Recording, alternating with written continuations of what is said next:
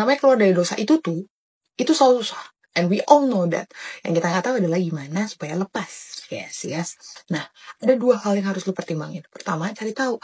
Jadi sebenarnya kamu ini ngelakuin dosa itu karena kebutuhan fisik atau emosional atau dua-duanya. Contoh fisik, kayak anggapannya, biasanya kamu yang ngelakuin ini out of tujuan fisik, kamu tuh bakal kayak pengen ngelakuin pas kamu lagi bosan, pas kamu lagi harusnya ngelakuin sesuatu tapi kayak nggak usah kamu tunda-tunda, atau kayak malah pas kamu lagi rehat gitu, kamu lagi istirahat, tiba-tiba kayak ngapain ya, itu bisa jadi karena kamu fisik. Terus kalau untuk emosional, itu kayak aku ingin diinginkan, aku ingin disayang, aku ingin merasakan kalau aku tuh dicintai itu kayak gimana. Makanya kamu mulai kayak mendengarkan play itu di kepalamu sambil kamu nonton and do the thing. Which is, yang ketiga adalah yang gabungan gitu loh. Oke, gue ada kebutuhan emosional, terus kayak gue juga kayak lagi pengen. Nah, setiap tipe-tipe ini itu sebenarnya punya cara sendiri untuk mengatasi. First of all, yang paling tepat adalah balik ke firman. Everything have to go back to Bible. Jadi ada firman, kebenaran itu yang memerdekakan. Kita harus tahu dulu kebenarannya. Kebenarannya adalah yang namanya dosa itu dilakukan di dalam tubuh. Right? Even ketika kita do the S word, you know what I mean? S word, nafsu, itu kayak sesuatu yang pertama, zaman waktu masih bukan perjanjian lama ya, tapi zaman waktu masih based on hukum Taurat, bukan hukum kasih karunia. Hukum Taurat itu adalah kayak, lu menginginkan istri sahabat lu, istri saudara lu, itu dosa, all this stuff. Lu kayak melakukan dosa-dosa yang kayak perzinahan,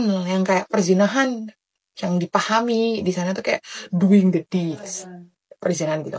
Tapi kalau di hukum kasih karunia, hukumnya Tuhan Yesus lah ya anggapannya. Ingat, 2 hukum ini itu bukan melengkapi doang, berjalan bersinergi ya. Kehadiran hukum kasih itu menyatakan bahwa actually God love you so much gitu ya. Dia mau kamu tuh balik ke dia, dicintai dengan sesungguhnya, all the stuff, you know, itu for another video. Tapi intinya gini, di hukum kasih Tuhan Yesus tuh bakal bilang, nggak perlu lo ngelakuin, lu ngeliat orang aja terus pingin, itu lu udah berzina di sini. So back, 3-tiganya tadi tuh ya, 3 orang, nggak jadi 2, maaf ya, 3, physical, emotional, and both. Itu tuh kamu harus balik ke kebenarannya. Apa sih yang firman bilang? Kita udah denger tadi bahwa even baru di kepala aja, baru keinginan aja tuh udah yang namanya berdosa.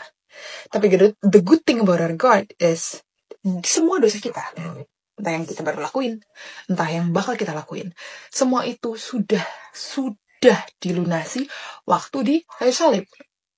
And therefore, we're actually free. Kita tuh sebenarnya sudah bebas, guys. Tapi kita tinggal dalam scam bahwa kita orang berdosa. Makanya, walaupun kayak daging kita pingin, kita terus berpikir bahwa ya udahlah, gue gak bakal sembuh, gak bakal ini, gak bakal itu. Setiap 3 tadi, entah itu physical, entah itu emotional, entah itu both, semuanya ya, 3 ini harus balik lagi. Ingat bahwa kebenarannya adalah lu sudah dianggap dibenarkan. Nah, ketika lu menyadarin ini, gini loh guys, the whole deal about kasih karunia adalah fakta bahwa we cannot do anything to deserve it. Kita nggak bisa ngelakuin apapun untuk mendapatkan itu kan. And that's how much Tuhan sayang sama kita. Okay, this is too theological and all those stuff, right? Okay. Terus gue harus apa nih kalau gue ada di antara 3 ini? Kita udah bilang nih, harus balik ke kebenaran. Artinya, lu harus memperdalami firman lu. Tapi kan ada orang-orang yang benar-benar Kristen, pelayanan di gereja, tapi tetap ngelakuin itu. Nah, kita balik ke technical. We know bahwa kita sudah bukan orang berdosa lagi. We know that kita sudah dibenarkan oleh Kristus dan kasih karunia-Nya. Karena itu, let's go technical. First, this is the how to. Jadi aku bakal bantu kamu supaya bisa at least mengurangi lah ya gitu ya. I know everything is very hard, and kalau Tuhan berkenan, dia bisa buat kamu kayak cekling gitu. Some people, disclaimer, some people bisa langsung sembuh jelek ya, and I never do that again. Some people though, on the other hand, it's very hard for them. Nah, buat kasus-kasus yang susah kayak gini, gue bantuin. Kalau lo physical, cari tahu, dianalisa kapan ada orang yang pas dia malah sibuk-sibuknya, stress, and then dia lakuin itu.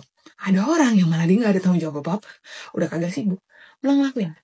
Ada orang yang pokoknya dia kalau udah mulai tiduran, terus scroll HP sampai tiduran, kepikiran, terus lakuin.